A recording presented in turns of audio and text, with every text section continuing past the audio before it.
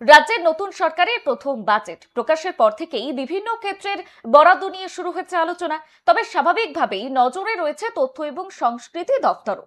2026 থেকে 2027 এই অর্থবর্ষের বাজেটে এই দফতরের জন্য 815 কোটি টাকা বরাদ্দ করা হয়েছে। তবে এই যে অর্থ, এই অর্থ কিভাবে ব্যয় করা হবে এবং বাংলার সিনেমা থেকে শুরু করে নাটক, যাত্রা কিংবা লোক সংস্কৃতির ক্ষেত্রে ঠিক কি কি উদ্যোগ নেওয়া হবে তা নিয়ে এখনো পর্যন্ত কৌতূহল রয়েছে সংস্কৃতি মহলের একাংশের। আর এই বিষয়ে অভিনেতা তথা বিধায়ক রুদ্রনীল ঘোষ তিনি জানিয়েছেন, এই বাজেটের মধ্যে ঠিক কি কি থাকছে তা সম্মানীয় মুখ্যমন্ত্রী আগামীতে ধীরে ধীরে প্রকাশ করবেন। আর সংস্কৃতি জগৎ মানে শুধু সিনেমা, যাত্রা বা থিয়েটার নয়, লোকশিল্প থেকে শুরু করে সঙ্গীত সহ বহু বিষয়ের সঙ্গে জড়িত।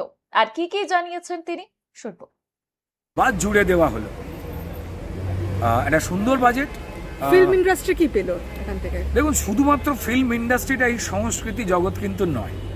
ডেফিনেটলি ফিল্ম ইন্ডাস্ট্রি একটা উজ্জ্বলতম দিক বলে লোকে এই বিষয়ে আলোচনা বেশি করেন।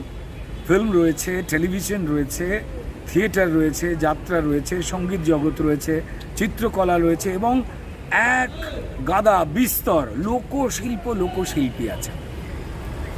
815 কোটি টাকা মতো বরাদ্দ হয়েছে এই 2026-27 বাজেটে এবং তার বিস্তারিত রূপরেখা সামনেই আসতে চলেছে, এটা আমার মনে হয়েছে।